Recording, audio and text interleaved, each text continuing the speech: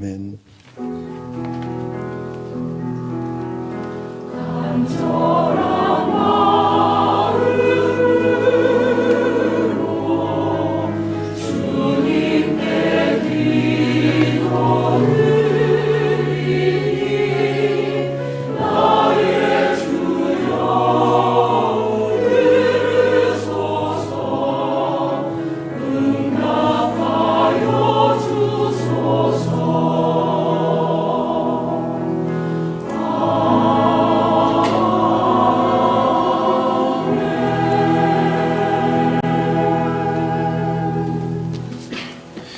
오늘 우리에게 주신 하나님의 말씀은 잠언 8장 17절로 22절 말씀입니다.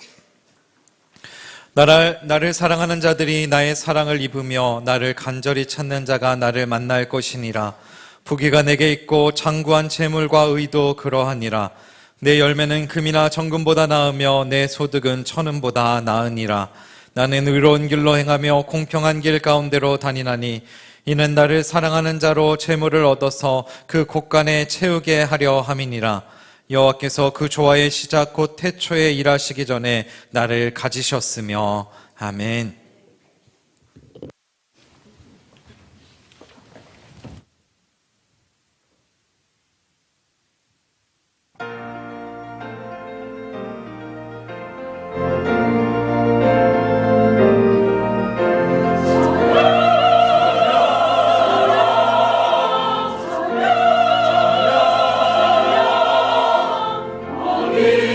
나의 하나님, 내가 주님을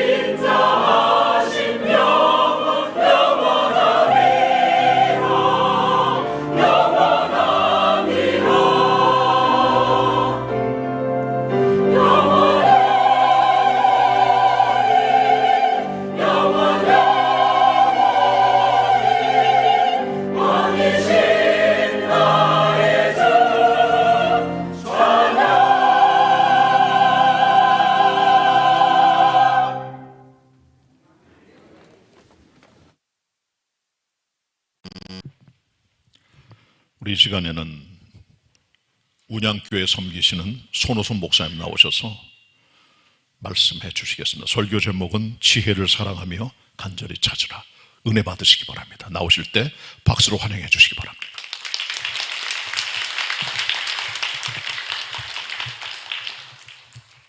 함께 기도하시겠습니다. 사랑의 하나님 아버지, 거룩한 주일, 주의 말씀을 증거하기를 원합니다. 우리 일평생을 통해서 하나님을 사랑하게 하옵시고 말씀을 사모하게 하옵시며 주님과 동행할 수 있도록 하나님을 만나는 시간이 이어지게 하여 주옵소서. 이 시간도 말씀을 통해 은혜 주실 줄 믿사옵고 예수님 이름으로 기도하옵나이다. 아멘. 할렐루야. 오늘은 지혜를 사랑하며 간절히 찾으라는 제목으로 하나님 말씀을 전하겠습니다. 맨 처음에 설교 부탁을 받을 때에 상당히 좀 두려운 마음이 있었습니다. 왜냐하면 제가 설교에 있어서 가장 존경하는 목사님이 노창영 목사님이신데 그 교회에 가서 대예배 설교를 3번씩이나 하라니까 굉장한 부담으로 와닿았어요. 그래서 늘 평소에 우리 목사님 설교를 제가 굉장히 좋아했고 또 많이 배우기도 하고 그러면서 생각을 했습니다. 우리가 흔하게 듣고 있는 하나님의 말씀에 대해서 우리는 그 말씀을 얼마나 사랑하고 있는지 또 그 말씀의 은혜를 받기 위해서 얼마나 간절한 마음으로 만나기를 노력하고 있는지 어쩌면 홍수 속에 마실 물이 없다는 말이 있듯이 여러분들은 노 목사님을 통해서 주시는 말씀의 이 풍요로움 속에서 고마움을 잘 느끼지 못하고 흘려듣는 경우가 있지 않을까 하는 높아심에서 지혜를 사랑하고 또 그것을 간절히 찾으라는 제목으로 말씀을 드립니다. 평소에 듣던 이 말씀, 그 말씀이 얼마나 소중한 말씀인지 우리가 느낄 때가 있어요. 예를 들면 몸이 아파서 병원에 입원했다든지 남자들 같은 경우는 요즘에 그 신앙의 자유가 군대에서도 잘 보장되어 있기 때문에 그런데 한동안은 훈련받을 동안 교회도 못 가게 하고 예배도 못 드리게 하고 그렇게 갖고 좀 어떤 신앙의 예배의 자유를 뺏길 때에 평소에 내가 누렸던 그 복이 얼마나 큰 복이라는 것을 그때서야 깨닫는 거죠. 그때 내가 예배 잘 드릴 걸, 말씀 잘 들을 걸. 또 나이가 들고 나이가 많고 늙어서 기력이 세해지고 기억력이 가물가물할 때에 내가 젊어서 하나님 말씀을 더 잘 들었더라면 얼마나 좋았을까. 여러분 늦지 않았습니다. 이제부터라도 하나님 말씀을 사모하며 간절히 은혜를 찾는 저나 여러분 되시기를 바랍니다. 오늘 이 본문 말씀은 보통 지혜장이라고 얘기하는데요. 이 지혜를 여자로 이렇게 비교를 하고 있어요. 지혜라고 하는 말은 성경에 보니까 지혜를 누이로 삼아라 그런 말씀이 있죠. 내 지혜를 누이로 또 명철함을 구하라 그랬는데 여성으로 이렇게 표현한 것을 알 수가 있고 또 사랑하라고 하는 이 말을 보면요. 여러분 예수님이 베드로한테 내가 나를 사랑하느냐 그럴 때에 뭐라고 물어봤냐면 아가떼아로 물어봤어요. 하나님의 사랑으로 날 사랑할 수 있느냐. 그럴 때 베드로는 아가떼아 사랑을 고백을 못합니다. 필로아의 사랑을 고백합니다. 형제간의 그 사랑으로. 그러니까 예수님께서 두 번째 또 아가떼아로 물어보니까 역시 형제의 사랑으로 고백하고 마지막 때에 그러면 너는 아가떼아의 사랑이 아닌 필로아의 사랑으로 나를 고백하냐 할 때에 차마 그 고백을 하면서도 몸둘 바를 몰랐어요. 모든 것을 아시는 주님. 그러나 부족함에도 불구하고 내가 주님을 사랑하는 줄 주께서 아시나이다. 이 고백을 한 이 베드로를 향해서 내 양을 먹여라, 내 양을 쳐라 목양의 사명을 주셨습니다. 오늘 이 본문 말씀 속에서 이 사랑이라고 하는 이 말, 사랑이 여러 가지 종류가 있다 했죠. 아가페의 사랑이 있고 필로아의 사랑이 있고 에로스의 사랑이 있고 여러 가지 사랑이 있는데 오늘 본문에 나온 이 사랑은 남녀 간의 사랑을 얘기하는 거예요. 7장에 보면은 어리석은 한 젊은이가 육체적인 쾌감을 누리는 타락한 사랑을 쫓아가는, 미혹하는 음료의 뒤를 따라가서 파멸의 길을 걸어가는 그 장면을 소개하고 있는데, 이 8장에서는 지혜로운 여인에 비교하면서 그 생명을 주고 또한 그에게 온갖 복을 주는 그 말씀을 들을 것을 권면하고 있는 걸 볼 수가 있습니다. 여기서 우리는 희망을 찾을 수가 있어요. 우리들의 사랑이 처음에는 에로스의 사랑으로 시작할 수 있겠죠. 남녀 간에 불티는 이 사랑, 그 사랑이 어느새 좀 더 고귀한 사랑으로 발전해 나가는 것이 결혼 생활이라고 봅니다.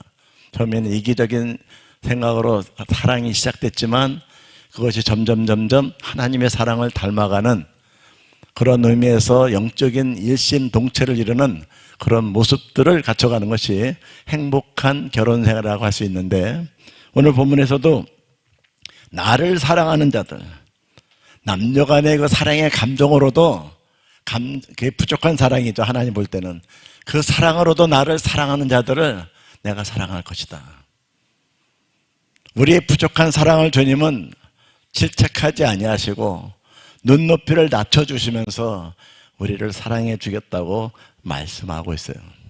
또 나를 찾는 자를, 나를 간절히 찾는 자를, 찾는 자가 나를 만날 것이다. 우리가 예수를 믿을 때에 고귀한 목적을 가지고 예수 믿기 시작한 사람은 많지 않습니다. 그러나 하나님을 인격적으로 만나갈 때에 좀 더 우리의 눈높이가 높아지면서 하나님에 대해서 더 고귀하게 구할 걸 구하게 되겠죠.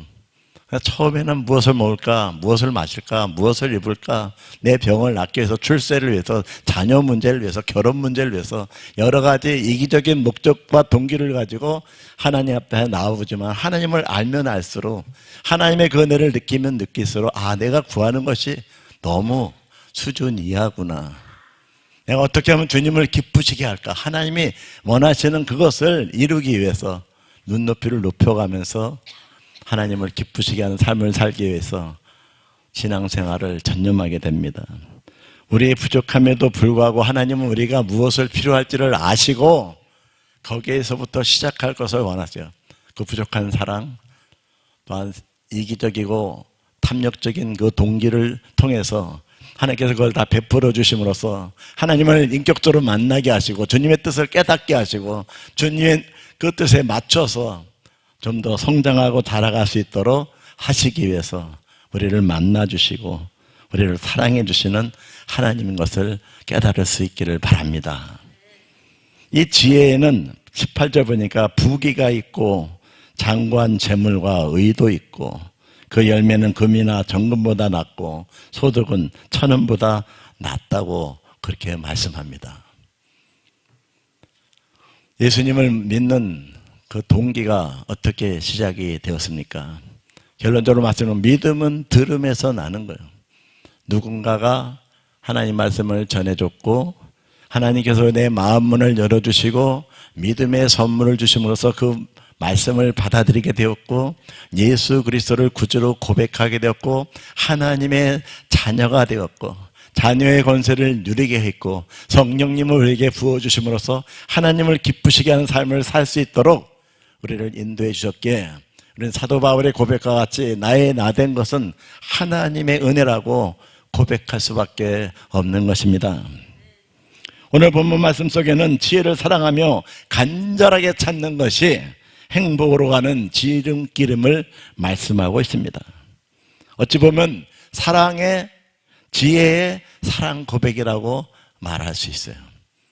7장에 나오는 음녀는 저녁 때에 모퉁이의 어리석은 자를 유혹하면서 여러 가지 육체적인 쾌락을 누리게 하고 또한 그의 감각을 자극해갖고 자신의 목적을 이루고 죄 가운데 빠뜨리려고 온갖 술수를 다 쓰는 그런 모습을 볼 수 있다면 8장에 나오는 이 지혜는 길 한가운데 사거리에서 높은 곳에서 모든 사람이 모이는 그 자리에서 공개석상에서 크게 외치고 있습니다. 그래서 1절에 보니까 지혜가 부르지 아니하느냐 명철이 소리를 높이지 아니하느냐. 여러분 진리의 말씀 우리가 들었고 예수 그리스도를 믿었습니다. 구원함을 받았습니다. 그렇다면 여러분의 입술을 통해서 그 예수님을 소개하는데 자랑스럽게 거리낌 없이 소개하고 있습니까? 저도 경험을 해봐서 알아요. 외침 전도를 좀 해봤는데 부끄럽더라고요. 사람들이 막 눈총 주는 것 같고, 당연히 예수님을 증거하는 게 얼마나 복된 겁니까? 예수 믿으라고 그렇게 외치는데 괜히 부끄럽기도 하고 쑥스럽기도 하고, 복음을 부끄러워하는 자 되지 않길 바랍니다.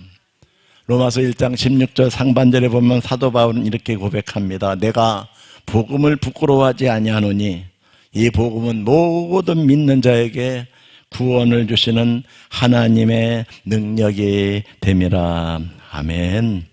예수님께서 마태복음 11장 28절에 말씀하십니다. 수고하고 무거운 짐진 자들아 다 내게로 오라. 내가 너희를 쉬게 하리라. 아멘. 이 세상에 얼마나 많은 사람들이 참 평안과 쉼을 얻지 못하고 유리하고 방황하고 고통 당하고 있습니까? 물질이 없었을까요? 그렇지 않습니다. 보릿고개를 넘긴 분들이 대부분 아닙니까? 그때에도 행복한 사람은 행복했습니다. 가진 것이 없어서 불행한 것이 아니라 마땅히 있어야 될 것이 없어서 그 행복을 누리지 못하고 있는 그 모습이 오늘날 현대인의 모습입니다. 주께서 우리에게 알기를 원하는 이 지혜는 예외 없이 모두에게 적용되는 진리이고 모두가 알아야 되는 필수적인 지식이고, 이것은 부끄러울 것이 없는, 어디에 내놔도 부끄러울 것이 없는 존귀하고 고귀한 것들입니다. 이 말씀은 우리로 하여금 생명에, 영원한 생명에 이르게 하는 지혜의 말씀이고, 창조주 하나님의 놀라운 창조의 능력이 반영되어 있는 말씀이기 때문에 우리는 이 말씀 증거하는 것을 부끄러워하지 않고 자랑할 수 있기를 바랍니다. 지난 여름 얼마나 더웠습니까? 그 무더위 속에서 전도하신 분들이 계셔요. 여러분의 당회장 목사님께서 그 무더운 여름에 전도하는 모습을 작년에도 제가 봤고 올해도 봤어요. 야, 이 더위에 피서도 안 가시고 이렇게 땀 흘리면서 고생하시나. 개봉교회에서 뭐가 부족해갖고 이렇게 오지에 와서, 약한 교회를 와서 하나님 말씀을 증거할까? 그것은 왜 그렇습니까? 복음에 하나님의 능력이 있는 줄 믿기 때문이고, 들어야 될 자들이 있다면 어디든지 증거하겠다는 사명감 때문이 아니겠습니까? 여러분 지금 평안하게 예수를 믿고 예배를 드리고 있어요. 시원한 데서, 좋은 환경 속에서. 여기서 우리가 들어야 될 것은 하나님의 말씀입니다. 이 말씀을 잘 각인하셔갖고 삶의 현장에 돌아가서 이 말씀을 힘있게 증거할 수 있기를 바랍니다. 아무리 많이 배우고 가진 것이 많다 할지라도 예수님을 알지 못한다면 그 인생은 잘못된 헛된 인생일 수밖에 없죠. 영국의 유명한 철학자 러셀의 스승인 하버드 대학의 화이트 헤드 교수가 어느 날 눈이 많이 내리는 날 길을 갔다가 눈 속에 빠져서 허우적거리는 한 노파를 발견하고 그를 건져줬습니다. 노파는 당연히 감사를 표시해야 되겠지만 노파의 입에서 나온 말은 의외의 말씀이었습니다. 신사양반, 예수 믿는가 보지요? 아니요, 저는 예수 모릅니다. 아니 여보시오, 어쩌자고 나이도 먹을 만큼 먹은 양반이 예수를 믿지 않는단 말이요. 나같이 갑작스럽게 이런 지경에 이르면 어쩌려고. 나는 구덩이 속에서 죽는 줄 알고 찬송을 부르고 있었는데. 그 얘기 들으니까 별난 노인을 다 보겠네. 그리고 코웃음 치고 집에 갔는데 누워서 생각하니까 이게 마음에 걸리는 거예요. 야, 저 노파 속에 있는 저 확신은 무엇일까? 무엇이 저 노파라 이건 저토록 확신 속에 살아가게 했는가? 나의 지식뿐만 아니라 영국 전체의 학문 속에서도 저 노파가 갖는 진리의 확신이 있을까? 진리를 알지니 진리가 너희를 자유케 한다 그랬죠? 그래서 하나님 말씀 안에 진리가 있는 줄 생각하고 가까운 교회에 발걸음이 옮기게 되었다고 합니다. 노파의 소리를 듣고 대학자의 영의 귀가 열린 겁니다. 평양의 어느 건달이, 깡패가 길을 거닐다가 어린아이의 전도를 받았어요. 예수 믿으라고. 근데 아이가 키가 작기 때문에 손가락질 하면서 예수 믿으라는데 이게 콧구멍까지 왔다 갔다 하는 거예요. 그러니까 아이니까 때리기도 그렇고 시끄러워. 근데 아이는 아랑곳하지 않고 예수 믿으라고 외치는 겁니다. 저리 가! 그래 놓고 이제 집에 와서 잠을 자는데 꿈을 꾸는데 이 아이가 예수 믿으라고 콧구멍을 자꾸 찌르니까 견디다 못해서 그 다음날 교회에 가서 예수님을 믿게 되었고 죄를 회개하게 되었고 평양의 유명한 부흥 강사가 되었다고 합니다. 여러분, 하나님 말씀은 놀라운 능력이 있고 생명력이 있습니다. 그러니까 당장 열매를 맺지 못하는 것 같더라도 실망하거나 좌절할 필요가 없습니다. 지금은 목사님 됐지만 김기동 씨 그분이 고구마 전도라고 아시죠? 자꾸 찌르는 거. 고구마가 익었는지 안 익었는지 보려면 찔러봐야 알지 않습니까? 복음을 자꾸 전하면서 점점 익혀가는 이 방법. 하나님께서 열매를 맺게 하시면 은혜를 주실 줄 믿고 또한 열매를 거둘게 하실 줄 믿고 하나님 말씀을 때를 어떤지 못 어떤지 증거할 수 있는 여러분 모두가 되시기를 원합니다. 10절과 11절 말씀에 보면 솔로몬은 은혜를 받는 대신에 지혜의 훈계를 받으며 또 정금보다 지식을 얻으라고 권면하면서 지혜가 진주보다 낫다고 말하면서 그 어떤 원하는 것도 이에 비교할 수 없다고 말합니다. 우리 아내가 오늘 예배를 따라왔어요. 1부 예배, 2부 예배 드렸는데 3부 예배는 아내가 없어요. 그래서 아내가 없는 데서 제가 얘기를 하는데 얘기하지 말라 했지만 얘기합니다. 제가 결혼할 때 유일한 결혼 조건이 있어요. 지혜로운 여인을 주세요. 그렇게 결혼했는데 제 아내는 지혜롭습니다. 아내 자랑하면 팔불출하는데 지혜로워요. 이 지혜롭다는 게 뭘 말하는 여호와를 경외하는 것이 지혜의 근본인데 저희 아내는 예수 잘 믿습니다. 그래서 아내 덕분에 은퇴할 때까지 목회를 잘한 것 같아요. 없으니까 얘기하는 겁니다. 지혜로운 사람이 되시길 바랍니다. 지혜의 근원은 여호와를 경외하는 데 있어요. 하나님 말씀 사랑해야 됩니다. 그리고 그 말씀을 주시는 예수님, 하나님의 은혜를 경험해야 돼요. 하나님은 누구를 만나 주시냐? 간절히 찾는 자를 만나 주십니다. 그 하나님을 만나시길 바랍니다. 예배 시간에 오셔서 하나님 만나지 못하고 돌아간다면 얼마나 공허한 예배가 되겠습니까? 말씀을 통해서 하나님을 만날 수 있는 여러분 되시길 바랍니다. 이 세상에 불타 없어질 물질을 얻기 위해서 부모와 자식조차 버리고 자신의 영혼조차 팔아버린 사람이 얼마나 많이 있습니까? 세상적 물질적 가치는 우리에게 인생의 행복을 가져다 주지 못할 뿐만 아니라 언젠가는 내 곁에서 완전히 떠나버릴 허무한 것들입니다. 잠언 23장 5절에 보니까 이런 말씀이 있습니다. 내가 어찌 허무한 것에 주목하겠느냐? 정령의 재물은 날개를 내어 하늘에 나는 독수리처럼 날아가리라. 영원하지도 않고 우리를 살릴 수도 우리의 생명이 될 수도 없는 헛된 것에 가치를 두고 목을 메고 살아가는 그 인생은 인생의 참 행복과 가치를 발견할 수 없습니다. 은금, 진주 등의 부하보다 하나님 말씀 속에서 지혜와 지식과 명철 얻기를 구하여 발견하는 복된 성도가 되시기를 바랍니다. 그렇다면 지혜를 사랑하며 간절히 찾는 구도자의 모습은 어떤 모습이 되어야 되는가? 본문을 통해서 몇 가지를 말씀을 드립니다. 첫 번째는 따라합시다. 악은 어떤 모양이라도 버려야 합니다. 아멘.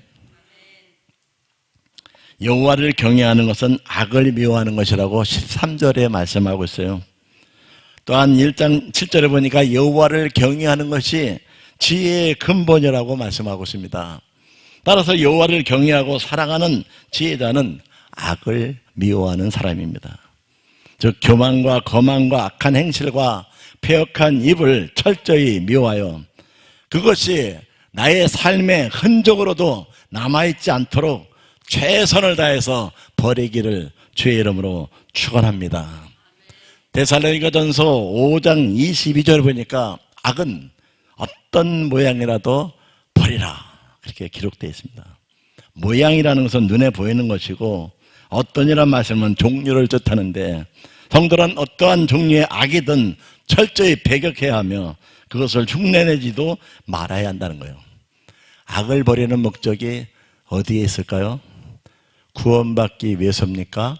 하나님께 영광을 돌리기 위해서입니까? 우리는 이미 예수님을 믿음으로 구원을 받았습니다. 인생의 제일 되는 목적은 하나님을 영화롭게 하는 것입니다. 우리가 악을 몸의 흔적에 남기면 하나님의 영광을 받을 수가 없습니다. 하나님 기뻐하지 않습니다. 하나님께서 악을 미워하시며 기뻐하지 않으십니다. 따라서 악은 결코 하나님과 함께 할 수가 없어요. 시편 5편 4절로 6절을 보면은 주는 죄악을 기뻐하는 신이 아니시니 악이 주와 함께 머물지 못하며 오만한 자들이 주의 목전에 서지 못하리이다. 주는 모든 행악자를 미워하시며 거짓말하는 자들을 멸망시키리이다. 여호와께서는 피 흘리기를 즐기는 자와 속이는 자를 싫어하시나이다. 뭐 다른 건 모르겠지만 거짓말하는 거 너무 잘합니다. 여러분 거짓말하지 마세요. 하나님 다 아십니다. 주께서는 호세아 9장 9절에 보니까 여호와께서 그 악을 기억하시고 그 죄를 벌하신다고 말씀하고 있습니다. 시편 97편 10절에는 여호와를 사랑하는 너희여 악을 미워하라고 말씀합니다. 신앙생활 잘하는 게 뭡니까? 버리는 거예요.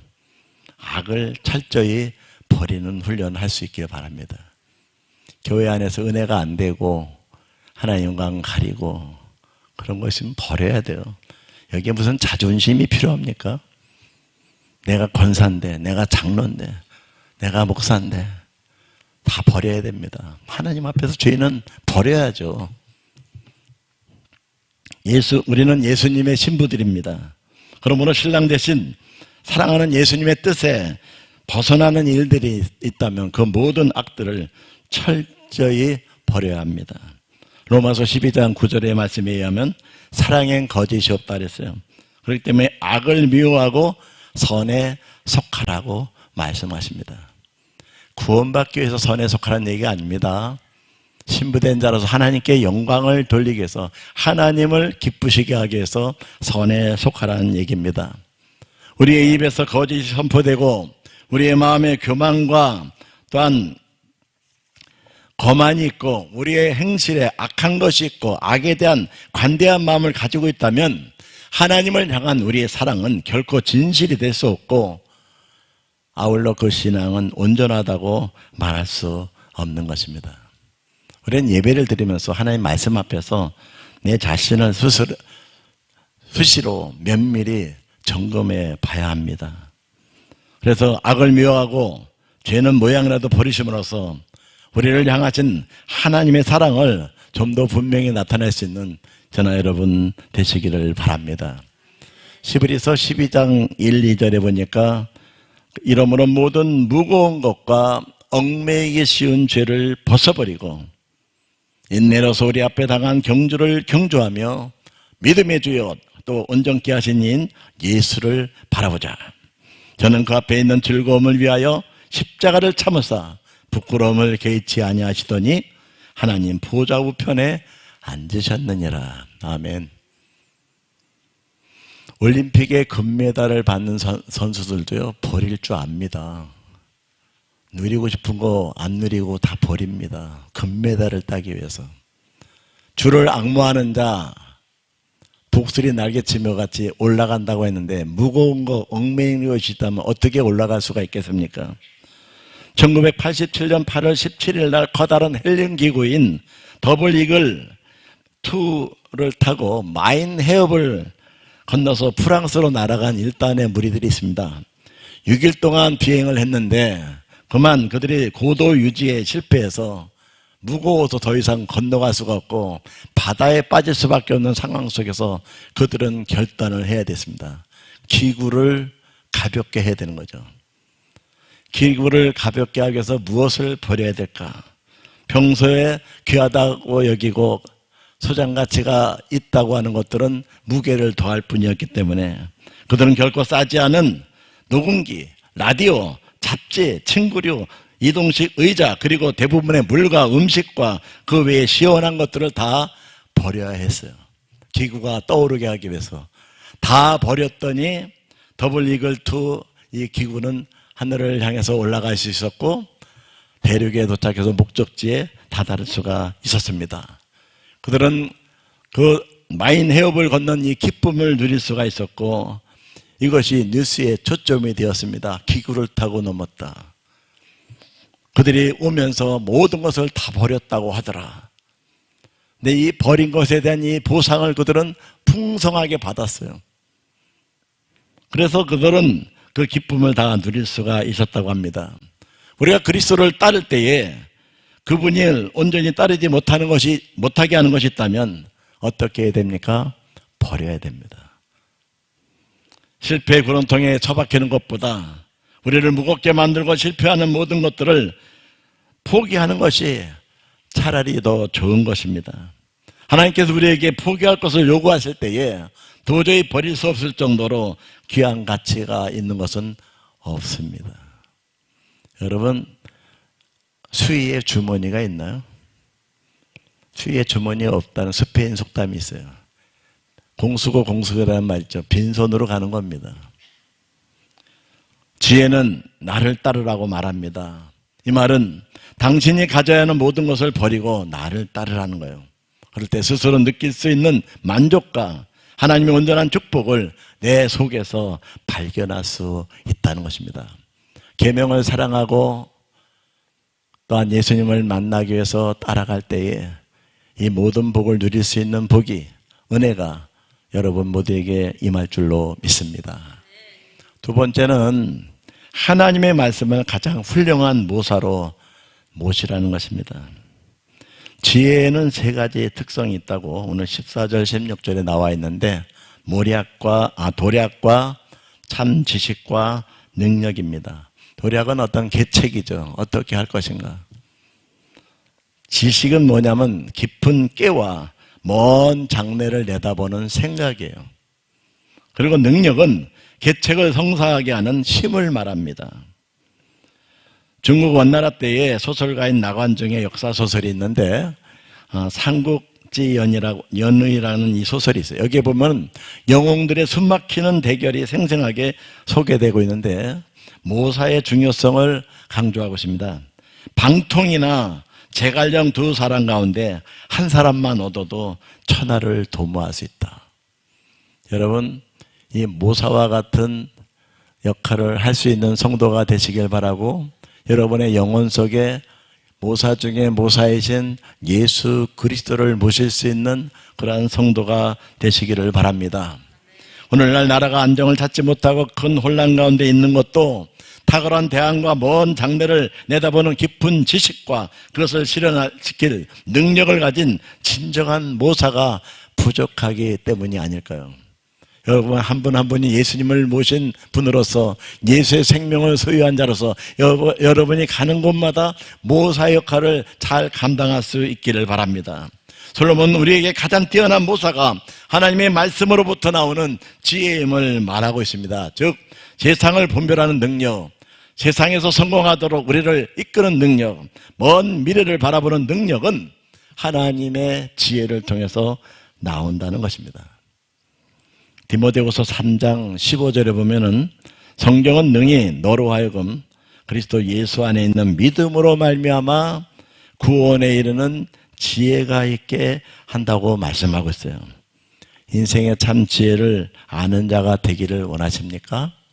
그렇다면 말씀을 가까이 하고 묵상하시기 바랍니다. 혼자 묵상하는 것도 좋겠지만은 여러분에게 선물과 같이 주어진 교회 프로그램을 통해서 함께 묵상할 때에 더 큰 은혜가 임할 줄로 믿습니다. 9월 달부터 성경 연구가 시작된다고 하죠. 사모하는 마음으로 동참하십시오. 거기에서 지혜를 얻으시고 길을 찾으시고 하나님의 복을 누리는 은혜가 있기를 바랍니다. 시편 19편 7절에 보니까 여호와의 율법은 완전하여 영혼을 소성시키며 여호와의 증거는 확실하여 우둔한 자를 지혜롭게 한다고 말씀하고 있어요. 하나님의 말씀을 찾을 때 우리는 간절히 찾아야 됩니다. 이 간절하게 찾는다는 말은 부지런하게 찾는다, 수고를 아끼지 않는다는 뜻을 가지고 있습니다. 수고를 아끼지 않고 부지런함으로 지혜를 구할 때에 바로 하나님은 그런 사람을 만나 주신다고 말씀하셨어요. 하나님의 사랑은 언제든지 준비되어 있습니다. 내가 문 밖에 서서 내가 문을 두드릴 때 내 음성을 듣고 문을 여는 자는 나와 교제가 있을 것이고 풍성함을 누릴 것이다. 말씀의 향연, 말씀의 대잔치를 벌일 때 여러분 마음문을 여시고 열심히 참여함으로써 귀한 은혜를 누릴 수 있기를 주의 이름으로 축원합니다. 마지막으로 하나님은 헌신하는 성도에게 풍성한 복을 내려주십니다. 18절에 보니까 부귀가 내게 있고 장구한 재물과 공의도 그러하도다. 그러하니라. 지혜는 물질적인 풍요와 명예와 풍요로운 물질적 재산의 복을 누리게 한다는 말씀이에요. 장구한 재물은 뭡니까? 일시적으로 있다 사라지는 재물이 아니라 영속적인 재물, 옛부터 가져오는 이 재물, 잠시 소유하다 사라질 재물이 아니라 보장되고 보호받고 유전되고 안정적이고 영속적으로 누릴 수 있는 성격의 재물을 의미합니다. 그런데 이 재물에 하나가 더 덧입혀줘야 됩니다. 그게 뭐냐? 바로 의입니다. 의라고 표현이 덧붙여진 것은 지혜가 주는 부귀와 장구한 재물에 축복을 누리는 자에게 의로움도 동반되기 때문입니다.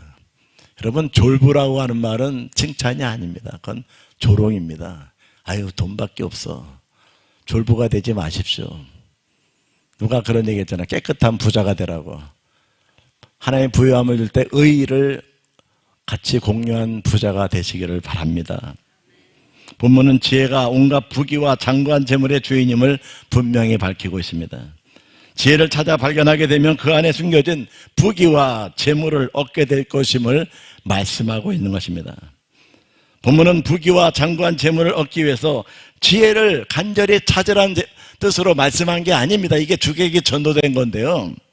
오히려 하나님의 나라와 의를 위해서 전심을 다하는 인생을 하나님께서 들의 백합화나 들풀 이상으로 지키시고 책임지시지 않겠냐는 말씀으로 이해하셔야 됩니다. 내게 물질과 여러 가지 명예를 주시는 것은 하나님의 영광을 나타내기 위해서, 하나님의 뜻을 이루어드린 자에게 주시는 은혜가 무엇임을 나타내기 위해서 주시는 것이지, 그것 자체가 인생의 목적이 돼서는 안 된다는 거예요. 부자가 되는 것도 쉬운 일이 아니지만 하나님의 말씀을 깨닫고 그 말씀대로 살아가는 삶은 더욱 힘들고 어려운 것입니다. 그러나 우리가 지혜를 찾고 사랑하며 그것을 온전히 이루려는 강한 열망을 가지고 살아간다면 하나님은 반드시 우리의 인생을 책임지시며 풍성한 물질의 축복도 내려주십니다. 하나님께는 부귀와 장구한 재물도 있으며 능력과 권세도 있으십니다. 또한 하나님은 신실하게 그의 백성을 돌보시며 지키시는 분입니다. 그렇게 우리는 마음에 조금도 염려할 것도 근심할 것도 없습니다. 모든 것을 주께 맡기고 주의 말씀을 사랑하며 그 말씀을 지킬 것을 결단하고 나아갈 때에 하나님께서는 우리의 모든 삶을 책임지시고 축복 위에 축복으로 더하여 주실 것입니다. 우리가 자주 대하는 말씀이 있죠.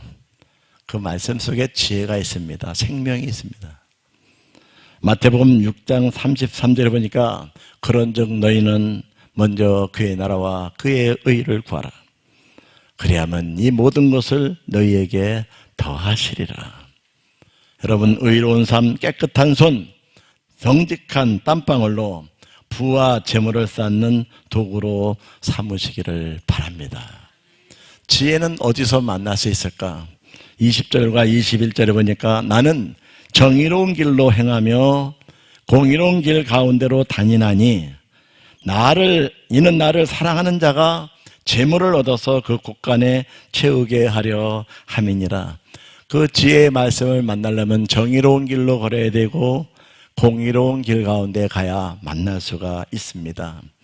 오늘 지혜가 갑자기 자신의 의롭고 공평한 존재임을 밝히는 것은 그것이 지혜의 특징이기 때문에 그렇습니다.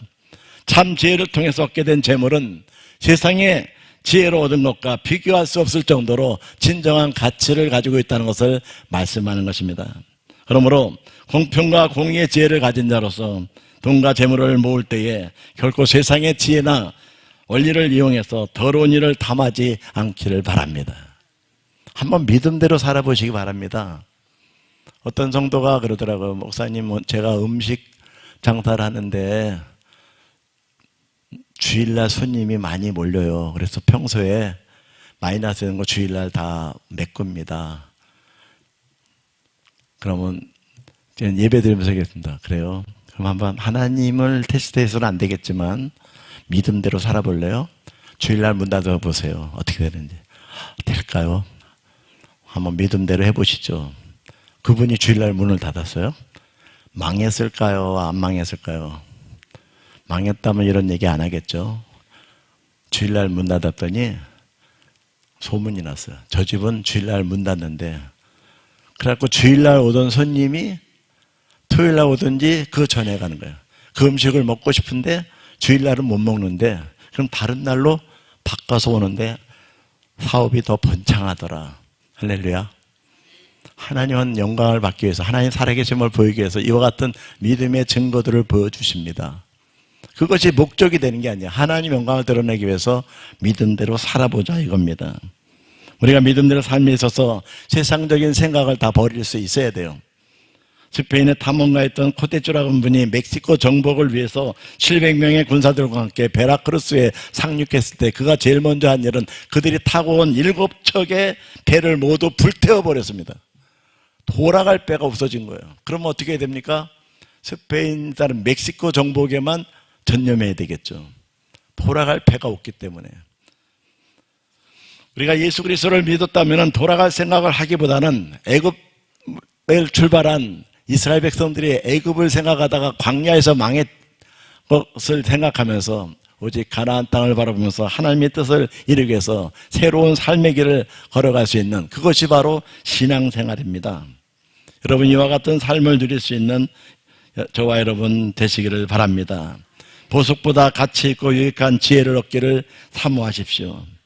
말씀에 의하면 지혜는 의로운 길로 행하며 공평한 길 가운데로 다니다가 지혜를 사랑하는 자에게 재물을 주어서 그 곳간을 채우게 합니다. 그러므로 개봉교회 성도 여러분들도 지혜를 사랑하시는 마음으로 의로운 길과 공평한 길 가운데로 다니심으로 여러분의 곳간을 보화로 가득히 채우시기를 주의 이름으로 축원합니다. 기도하겠습니다. 하나님 아버지, 우리가 자원하여 지혜를 얻기 위한 수고를 감당할 수 있도록 주님이 도와주옵소서. 어리석음의 대가는 지혜를 위해서 치러야 되는 대가보다 훨씬 더 고통스러운 것임을 깨닫게 도와주옵소서. 그래서 우리의 삶이 항상 주님을 기쁘시게 하기를 원합니다. 예수님 이름으로 기도합니다. 아멘. 은혜 받은 말씀을 생각하시면서 찬송가